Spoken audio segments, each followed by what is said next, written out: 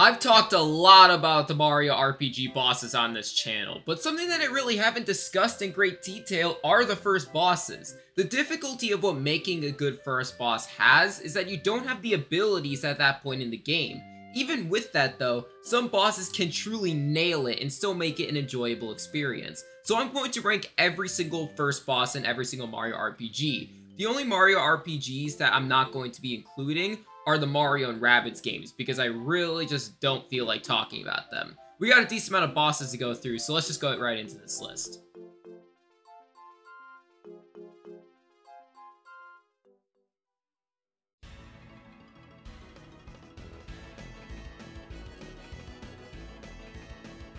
Smoldergeist is a fight that exists, and I have talked about it many times on my channel, and I don't like it. As a first boss fight, it fails, and it's honestly just kind of annoying to deal with. Honestly, this fight is pretty broken, but at least there are some positives to talk about when comparing it to other first bosses. When comparing it to other bosses, this isn't much, but, well, the first one is actually not that bad. There's 4 of them here, which means that they're going to attack you 4 times in one turn, which means you have to dodge a decent amount.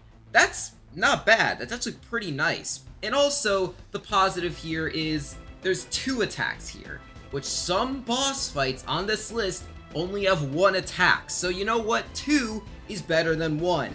Now, are the attacks that interesting? Not really, but they're not super easy to dodge, so I guess that's another positive to have.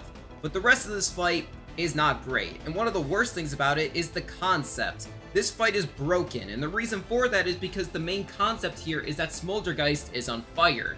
And you can't really jump on something that's on fire, so the way to get it out is, well, one Starlo just completely gets rid of the fire initially, which is nice, but to get rid of it afterwards, you have to actually dodge them successfully.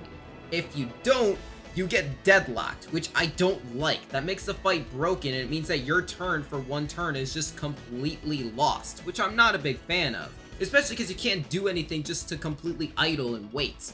So that's not a great start. Also, the lack of variety in this fight is not very good. Because you don't have any bros attacks or even the hammer at this point, you can only jump, which means Mario and Luigi, they're boring in this fight. They're not doing anything interesting, which I know a lot of these fights will have, but this is a massive thing because that's literally half of the fight that you have to deal with. But the worst thing about this fight is that it has a tutorial. Now, a lot of these fights actually don't have tutorials because I didn't pick specifically tutorial fights, but Smoldergeist isn't a tutorial fight. It's a boss fight that has a tutorial in it. The bash tutorial is not attached to the fight. It's just that they wanted to throw it in there so they didn't have to have another tutorial. But it ruins the fight. It makes it much worse. And I will say that yes, it's good that it's skippable, but the problem is that it's there to begin with. And this is why in a vacuum this fight really isn't that bad, because a skippable tutorial being in a fight, I mean, that's not terrible, just skip it, you're done. But the problem is that this is in Dream Team, the game that's filled with tutorials for literally the first hour of the game. So I'm tired of tutorials at this point, and it makes the fight just worse because of it. So even though this boss fight can attack 4 times at once, it's not enough to save it from being at the bottom of this list.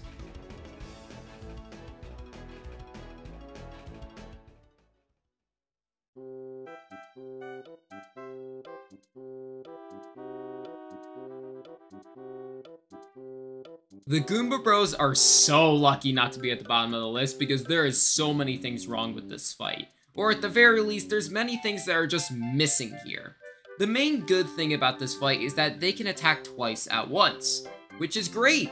But the problem is that Smoldergeist can have 4 turns. So it's already outclassed by the bottom spot on this list. This is not a good start. The attacks here are boring. It's just Goomba stuff, which you've already been dealing with the entire prologue, so it's nothing new. The other thing about this fight is that you don't have action commands at this point, which makes your turns very boring. All you're doing is just selecting something and just letting it happen, which is very boring. There's a reason why action commands are in the Paper Mario series. It makes it more interesting while battling, instead of just waiting for something to happen. And this boss fight also has so little HP. They have 6 HP for one of them, and the other one is 7 HP. So you're going to be taking it out in like 6 turns if I'm being nice. That is a very little turn count. So this fight is very quick, it's very easy, It's very boring. There's not really much here, but the good thing and the reason why it's not at the bottom spot is that there's nothing annoying about it. This fight is not broken. This fight doesn't have anything annoying in it like the badge tutorial. It's just a boring, easy, short fight that really should have had more to it. So even though that's a problem, I'd rather deal with a very short fight than an annoying fight, which is why it lands here at number 11.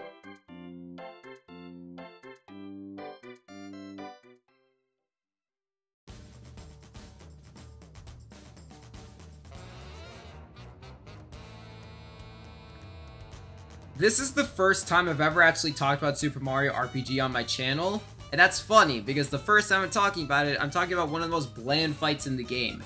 The Hammer Bros fight is boring, but at least it has some positives, but it's kind of the same positives that the Goomba Bros have. It gets to attack twice at once, because there's 2 of them there. That's great, it's better than 1, but Smoldergeist had 4, so it's not that great of a positive. They have some solid attacks. One of them is just hitting you with a hammer, which is kind of boring, but you kind of expect that. But their hammer time attack, they throw a ton of hammers at you and you have to dodge all of them, which is definitely a solid attack. And also, once one of them is defeated, they actually give you a debuff, or buff themselves. I'm not actually sure how that works, but the fact that it's there is good. It's something, I'm not really sure, but it makes the boss fight slightly harder. The issue with this fight, though, is that your attacks are really just kind of boring. It's a repetitive fight. You only have Mario here, so honestly, the main problem is just you in this fight. You're not really doing much here. The jump attack is pretty broken for this fight, so you can actually take him out pretty fast if you're good at it. And even if you're not, the fight is still very easy. But you know what? At least this fight is very fast, so you just get it over with very easily. And it's basically just the Goomba Bros with less HP and better attacks, so because of that, it deserves to be here at number 10.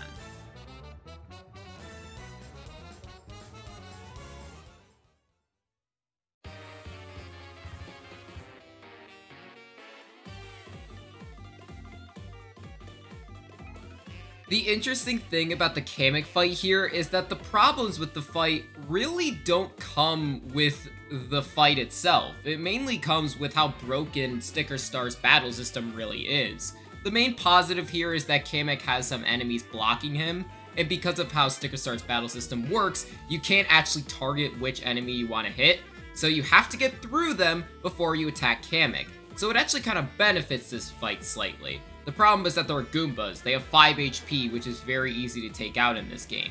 And also, Kamek has a very little amount of HP to begin with, only having 20, which is less than 1 shiny jump.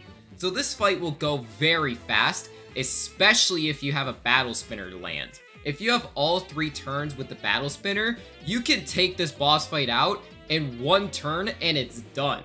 And honestly, the attacks in this fight are very boring. Obviously, Goombas are here, and they do Goomba things, but then Kamek, all he really does is just hit you with this broom, and that's really it. He might do more, but honestly, you take out this boss fight so fast that you don't really see him. So it doesn't matter. This fight is way too fast to really enjoy, and the battle system being broken in Sticker Star makes it both better, but mainly worse because of the battle spinner, which is why it lands here at number 9.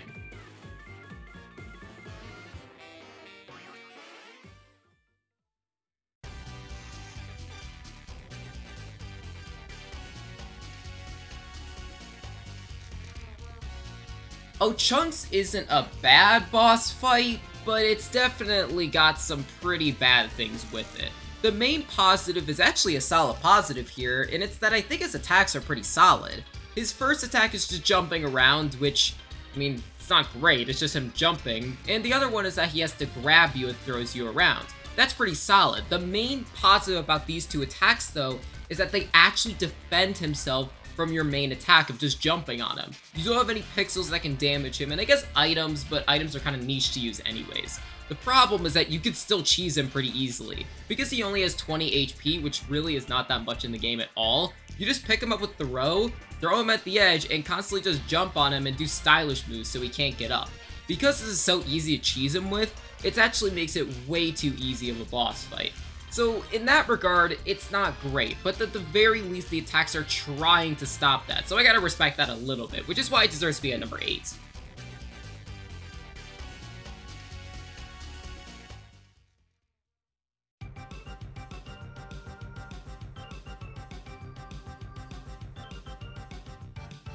The fact that Tolstar almost made it to the top half of this list is very strange to me, but I guess there's not really that much to talk about here that's negative.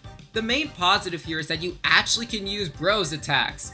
That's nice. And to be fair, we actually haven't really talked about any other Mario and Luigi game aside from Dream Team. And guess what? That one you didn't have Bros attacks for. So finally, your side of attacking is gonna be enjoyable. The problem is that Tolstar has a single attack. That's it. He just throws spike balls at you, and they're really not that hard to dodge. Yes, he can fake you out, but the fake out is very obvious, and if you notice it, you don't do anything. So in that regard, it's just not really that interesting. He also doesn't really have that much HP.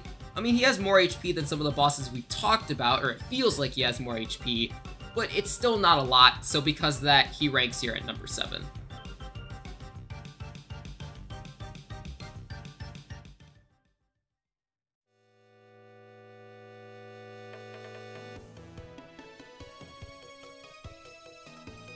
The Big Blooper from the 1,000-Year Door. It actually isn't called that, it's only called Blooper.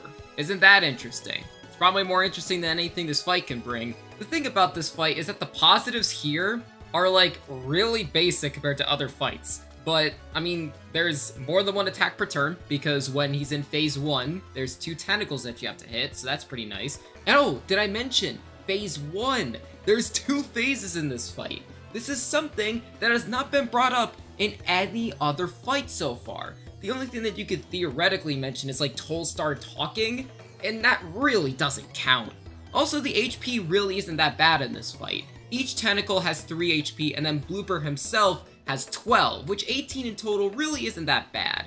I mean, the attacks here, well, I mean, I know he swipes at you, and that's fine. There's some delay there, which makes it kind of hard to block. But honestly, this fight is so unmemorable to me that I don't remember the attacks. I only remember the swipe because that makes sense. I know there's more, I looked it up. There's apparently an Inkjet attack, and then like, I think he can jump on you, I guess? But it's just something that doesn't really happen. Because of that, I don't care. This fight is so unmemorable, and that's why it's lower on the list. But at the very least, if the only problem we have of it being unmemorable, then the bosses are gonna start getting better now. Thank God. This is why it's at number 6 though.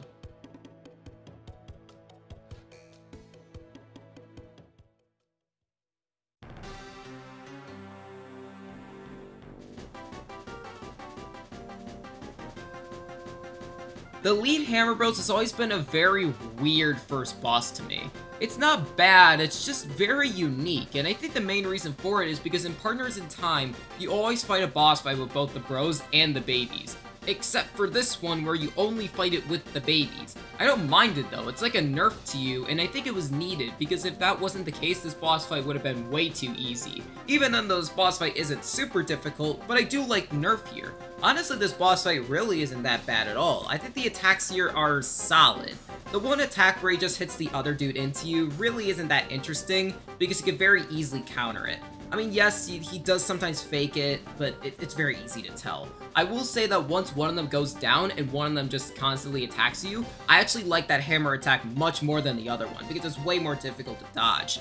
And honestly, the Bros items here are fun to use. You could use the Bros Shell, you could use the Bros Flower. Both of them are pretty solid, even though I will say the Fire Flower is way more overpowered. And speaking of that, that starts the problems with this fight. The Fire Flower here is way too overpowered, not only because it can hit both of them, but because of the burn effect that it has. The burn effect not only makes them take ticking damage, it also stuns them. And I don't like that because it makes the boss fight way more boring because of that.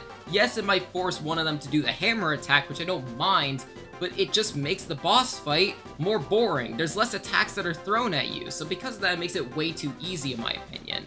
Now, if you're using Bros Shells, the boss fight is pretty solid, but that's not really what's gonna happen most of the time. I do like this fight, but sadly, there's way too much of a weakness from there that it has to be here at number 5.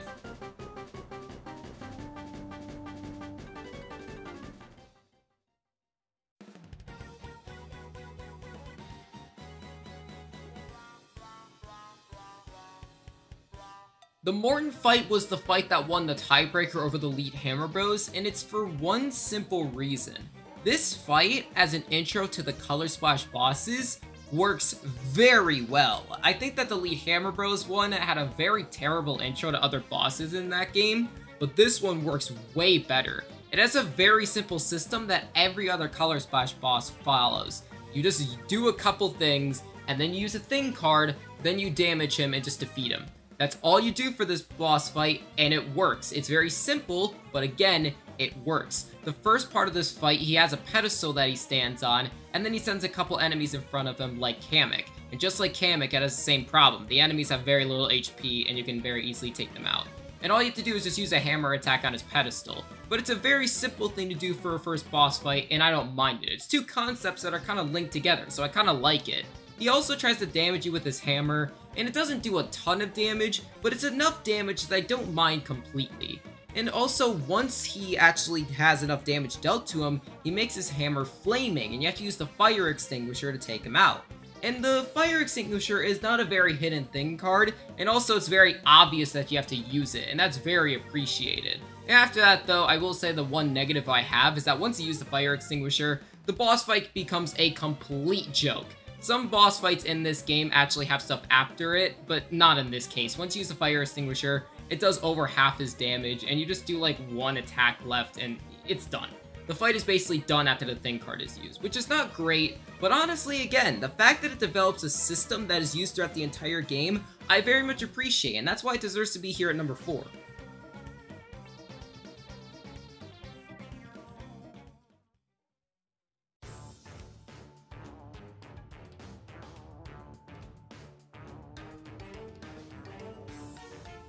The Earth Vellumental is probably a fight you guys expect me to rank lower on the list once you saw that Smoldergeist was last place, because this fight does have a tutorial, and honestly, a lot of this fight is just a tutorial, which is very irritating. And yes, that is the biggest problem with this fight. Olivia will not shut the heck up. It is very annoying. I know how to play this game, and this wouldn't be a problem if the tutorials were skippable, but they're not. And I get it because this is the first time that you're actually doing this format of battles, but it's still annoying every single time I play. So I don't prefer it, and that's disappointing because honestly, this fight is actually pretty good and it probably would have ranked even higher on this list if that wasn't the case. The concept here is pretty solid. Because it's a turtle, you have to hit all of its legs, and then its head, and then its tail. You have to basically hit all of its limbs. You have to line up all of the arrows to actually do that, which I actually do very much prefer. It's a good way to introduce yourself to those. And I also think the attack here is pretty solid. There may be more than one attack, which is not great if that's the case because I don't remember it, but the one sand attack I do remember where he just spits sand at you is pretty good. You have to dodge it multiple times, and it kind of reminds me of the Super Mario RPG Hammer Bros fight, where they just toss a ton of hammers at you and you have to block that many times. That was a good attack there, and it's a good attack here. It's just so disappointing that the tutorial here sucked, because honestly, the fight was pretty set up to do very well on this list. But sadly, because of the tutorial, it has to land here at number 3.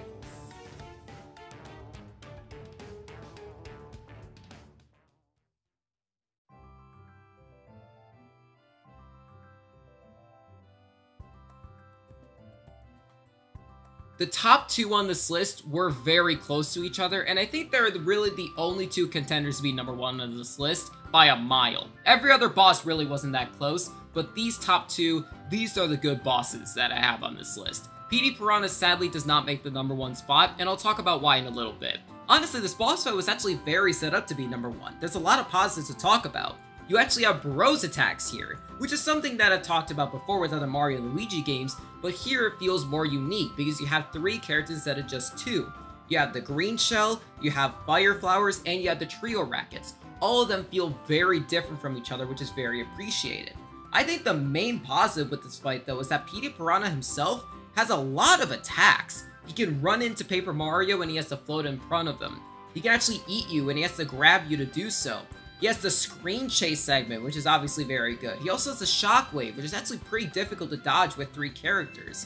There's a lot of attacks here. They're pretty enjoyable, and I honestly think he might have the best set of attacks out of any boss on this list. Yes, even including number 1. He also has a pretty solid amount of HP, so because of that, it looks like he should be number 1, right?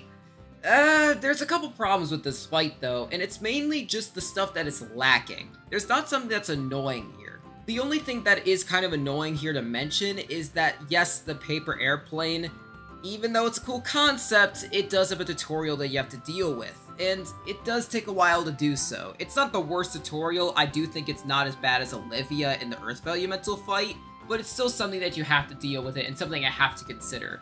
And also, the main problem I actually have with this fight is that because it lacks a concept, it's just a boss fight that you have to defeat and it attacks you. It feels very basic compared to the #1 fight that feels way more interesting and way more intricate. This fight just feels like a more buffed up enemy compared to really the #1 spot that feels more interesting. So because of that, it has to land here at #2, even though I do think this is a genuinely good boss.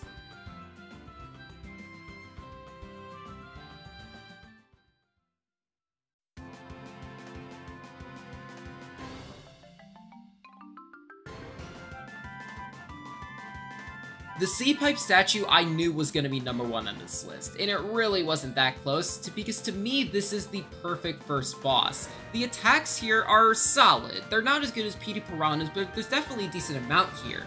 The pipe itself actually shoots the Blooper at Bowser, and he has to punch it away, which is a pretty easy attack, but it's something. And once the Blooper is actually inside of Bowser, the Blooper drills into Bowser and does damage that is literally undodgeable. So you have to be very careful and knock the Blooper outside of Bowser as soon as possible so you can heal him back up. And the way to do that is that the Blooper actually gets more and more mad the more damage that Mario and Luigi does to it. And one attack, you can actually just hammer out the Blooper and it actually gets stuck in the statue. And the way to deal damage after that is to use Bowser's punches, which does way more damage than Bros items.